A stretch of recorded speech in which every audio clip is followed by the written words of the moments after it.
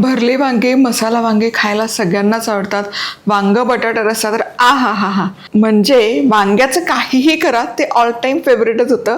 पण हे आमचं सातारकडचं, सातारा भागाचं खारं वांग आज आपण करूयात.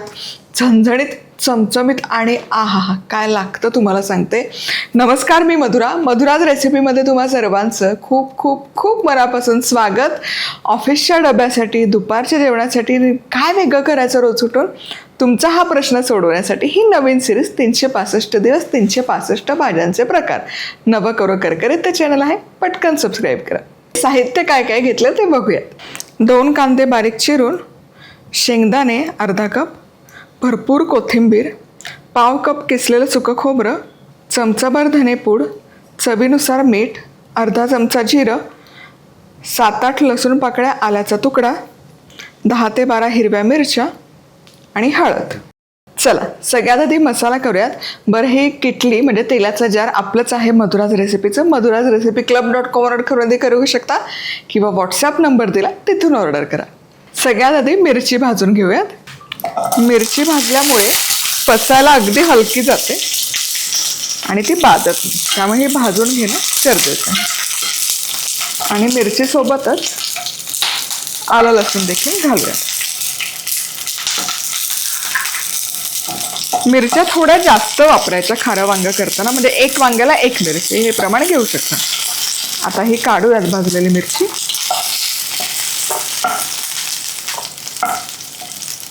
आणि याच तेलामध्ये आता शेंगदाणे घालूयात. हलकेसे भाजायचे शेंगदाणे, खूप लाल नाही करायची गरज, हलकेसे, खरपूस नका करू. आता अर्धे कच्चेच भाजून घ्यायचे.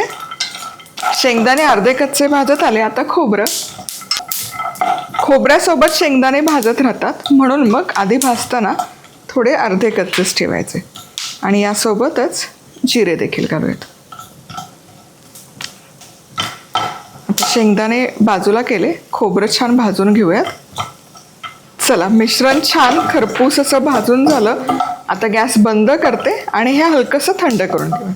हे भाजलेले मिरची, आलं लसूण, खोबरं आणि त्यासोबत शेंगदाणे, जिरं आणि कोथिंबीर आणि मीठ हे सगळं मिक्सरच्या भांड्यामध्ये काढून घेतलं. आता पाण्याचा थेंबरही न घालता हे मिक्सरला डुरकन फिरवून घ्यायचं. चला, आता हे तयार वाटण काढूयात. वाह, रंग बघा काय सुरेख आलाय. आणि हे वाटण करत असताना अजिबात यामध्ये पाण्याचा वापर केलेला नाहीये. शेंगदाण्यामध्ये आणि खोबऱ्यामध्ये जे तेल असतं ते सुटून हे छान असं वाटलं गेलं. आता इथे वांगी घेतलीत. ही हिरवी वांगी मी घेतलीत. नॉर्मल वांगी घेतली तरी चालतील. तर स्वच्छ धुवून कोरडी करून घ्यायची. आता देठ चिरून घ्यायचं आणि याला 2 चीर पाडून घ्यायची मधोमध. देठापर्यंत येऊन सुरी थांबवायची, कारण आपल्याला आहे ना आरपार हे चिरायचं नाही, याला फक्त असे काप देऊन घ्यायचं. हे बघा. आता यामध्ये मीठ लावायचं. खारं वांग आहे, मिठाशिवाय खाऱ्या वांग्याला चव लागत नाही. छान असं आतपर्यंत मीठ चोळायचं, म्हणजे वांग शिजतंही छान. आणि हे जे वाटण आपण तयार केलंय हे यामध्ये भरून घ्यायचं. आणि हे छान प्रेस करायचं, म्हणजे वाटण सुटत नाही वांग आपण रश्श्यात टाकलं तरी. चला, इथे वांगी व्यवस्थित भरून झाली. 1.5 पाव वांगी आहेत. तेलही इथे कढईमध्ये तापवून घेतले. सगळ्यात आधी कांदा मिसळायचा.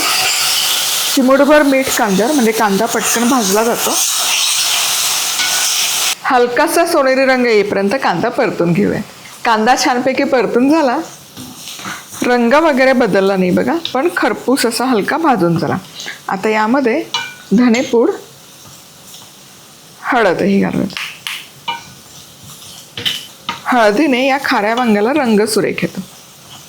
आणि यामध्ये 2 चमचे आपलाच मधुराज रेसिपीचा गोडा मसाला देखील घालूयात. चमच्याचं प्रमाण पण आपलं आहे, मसाला देखील आपला आहे. मिसळायचं. थोडंसं मीठ यामध्ये देखील लावूयात. आणि हे जे उरलेलं वाटण राहिलंय वांगं भरून हे वाटणही यामध्ये घालायचं आणि मिसळायचं मस्त. चला, मसाला घातला रे घातला, काय कमाल सुवास दरवळतोय. आता यामध्ये ही भरलेली वांगी सोडूयात. ही वांगी आहेत ना, काहीच करायचं नाही आता, फक्त अशी घालूयात. मसाला बेसला चिकटू नये म्हणून थोडंसं गरम पाणी लावायचं.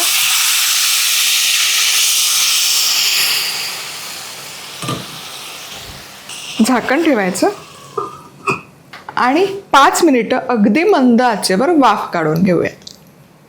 चला, बरोबर 5 मिनिटं वाफवून झालं. वाह, बघा वांगी छान वाफवली गेलीत. आता ही उलटवायची. रंग हे सुरेख आलाय बघा. वाह, खारं वांग आहे ना, पातळ नसतं, असं सुक्कं सुक्कंच असतं पण रसरशीत असतं.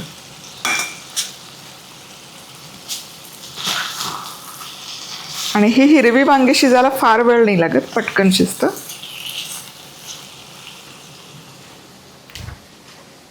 आता पुन्हा थोडं गरम पाणी बेसला,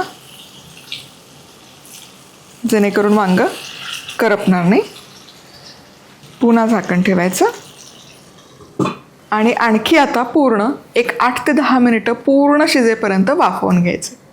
चला, बरोबर 10 मिनिटं झाकण ठेवून वांग शिजवलं. वा, कमाल. बघा वांग काय बहारदार दिसतंय आणि हे बघा मस्त शिजलंय देखील, म्हणजे दाखवायची गरजच नाही. कमाल शिजलंय. ओव्हर कुक पण नाही झालं आणि अंडर कुक पण नाही आहे. परफेक्ट त्याचा शेपही आहे तसा राहिला. मस्त. आता हे वांग खायचं कसं काही सांगायची गरज नाही. डब्यामध्ये नेण्यासाठी ना उत्कृष्ट डिश आहे. तुम्ही 1 दिवस आधी रात्री हे वाटण तयार करून ठेवा. दुसऱ्या दिवशी फक्त वांगे भरायची आणि परतून शिजवून घेऊन जायची. शिजतं देखील पटकन, रसरशीत होतं आणि हिरव्या मिरचीचा जो काही ठसका त्यामध्ये येतो. आहा हा हा. पुन्हा भेटूयात अशाच कमाल आणि धमाल रेसिपीसोबत. तोवर मस्त राहा, खुश राहा, आनंदी राहा. सगळ्यात महत्त्वाचं खात राहा.